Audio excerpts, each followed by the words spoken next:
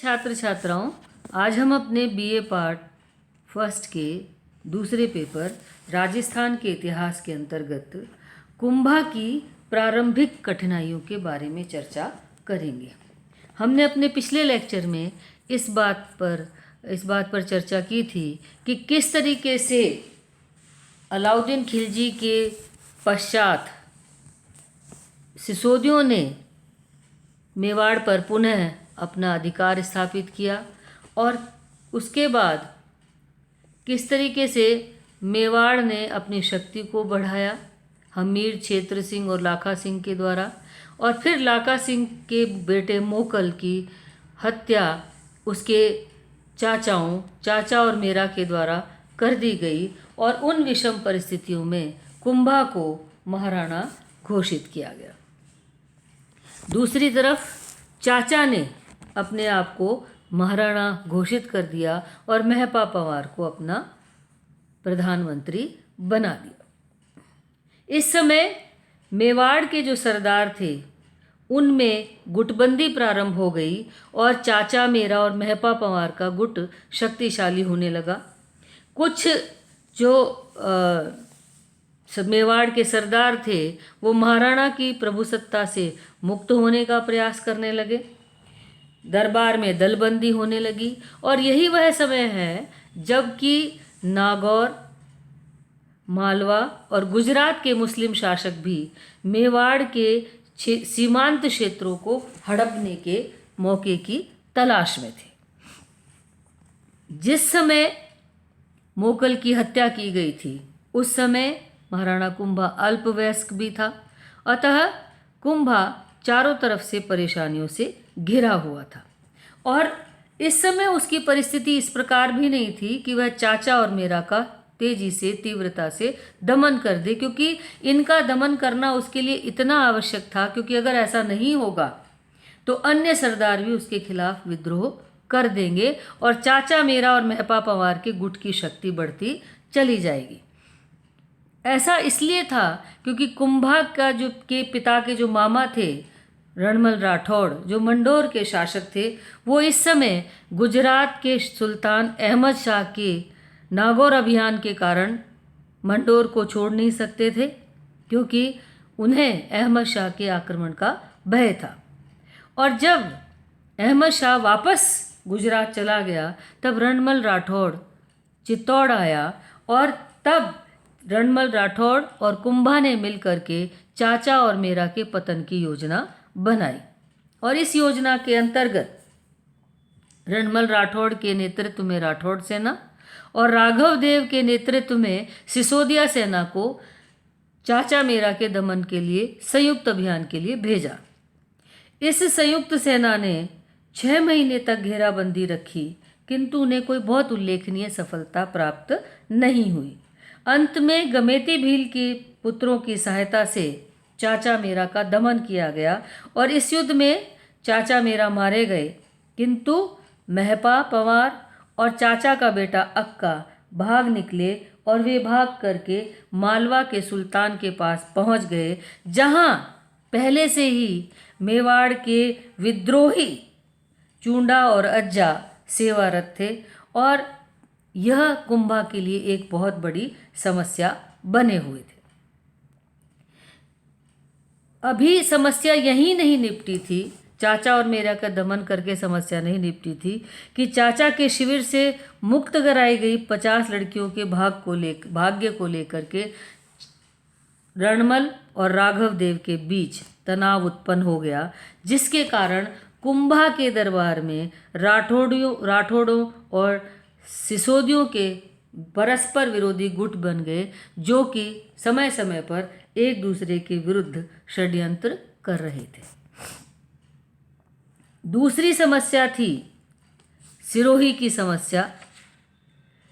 मेवाड़ की सुरक्षा और समृद्धि के दृष्टिकोण से सिरोही पर नियंत्रण करना आवश्यक था, अतः कुंभा ने रणमल के सहयोग से सिरोही के देवड़ा चौहानों को पराजित कर आबू, बसंतगढ़, भूला और पूर्वी सिरोही पर अधिकार कर लिया और कुंभा ने रणमल के सुझाव पर आबू शिखर पर अचलगढ़ दुर्ग का निर्माण भी करवाया।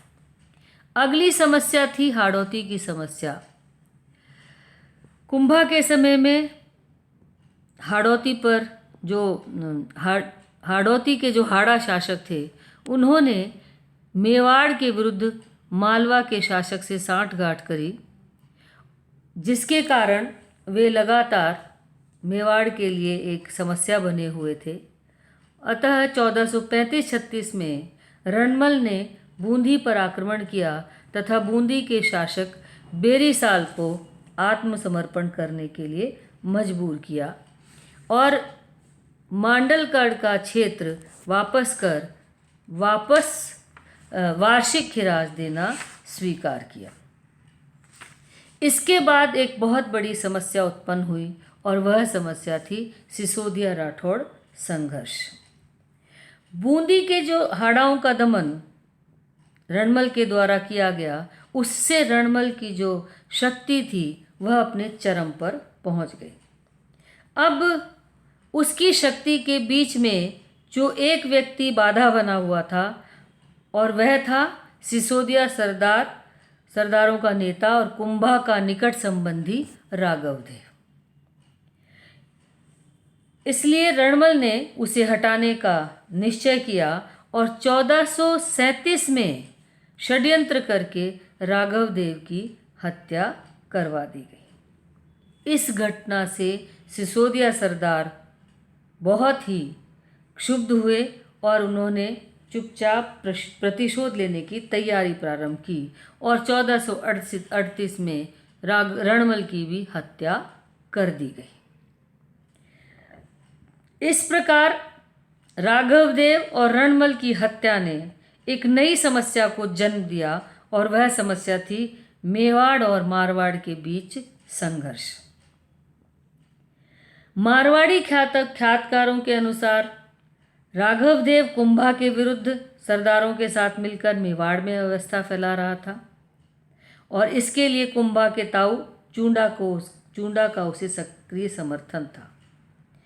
तो रणमल ने निष्ठावान सेवक के रूप में राघवदेव का दमन किया, जिससे राघवदेव की मृत्यु हो गई। जबकि मेवाड़ी वृतांत ये कहते हैं कि राघवदेव की मृत्यु से कुंभा को रणमल के प्रति संदेह हो गया। उसने रणमल के विरुद्ध अपने वंश को सिसोदिया गुट का समर्थन करना शुरू किया। अपने ही पिता के हत्यारों के साथियों महपा और अक्का को उसने क्षमा दान दिया और चित्तौड़ लौटने की अनुमति दी। वे लोग मांडू से लौटकर आए और महाराणा की सेवा में लग गए। इसके बाद चूंडा भी मेवाड़ आ गया। थोड़े ही दिनों में अक्का ने कुंभा का विश्वास प्राप्त कर लिया और उसने महाराणा को रणमल के विरुद्ध भड़काना प्रारंभ कर दिया और उसने कुंभा को इस बात का विश्वास दिला दिया कि रणमल अपनी सैन्य शक्ति के सहारे मेवाड़ का सिंहासन हड़पना चाहता है। और इस चीज़ की गवाही के लिए उसने रणमल की प्रेयसी दासी भारमली को भी सम्मिलित कर लिया। उसके बाद रणमल को मौत के घाट उतार दिया, जिसके कारण मेवाड़ के सिसोदियों और मारवाड़ के राठौड़ों के बीच आपसी संघर्ष का जो बीज अंकुरित हुआ, उसके कारण आगामी 75 वर्ष तक दोनों पक्ष किसी न किसी बात को लेकर के संघर्ष करते रहे, जिसका परिणाम दोनों के लिए ही घातक सिद्ध हुआ। दोनों की स्थिति कमज़ोर होने के कारण मुस्लिम शासकों को फ़ायदा पहुंचा और उन्होंने मालवा और गुजरात के मुस्लिम शासकों ने मेवाड़ और मारवाड़ के क्षेत्रों पर अधिकार करना प्रारंभ कर दिया। इस तरीके से हम ये देखते हैं कि महाराणा कुंभा के सामने ये कुछ समस्याएं थी, जिन समस्याओं के कारण कुंभा इन समस्याओं से जूझ रहा था। उसके बाद कुंभा ने अपनी शक्ति को स्थापित किया और कुंभा ने अपने सीमावर्ती क्षेत्रों की ओर अपने साम्राज्य की विस्तारवादी नीति का अनुकरण करने का प्रयास किया। कुंभा के द्वारा भी कौन कौन से राज्य थे जैसे मालवा है, गुजरात है, इनके तरफ उसने अपने साम्राज्य का विस्तार करने का निर्णय लिया, तो इसके बारे में हम अपने अगले लेक्चर के अंदर बात करेंगे।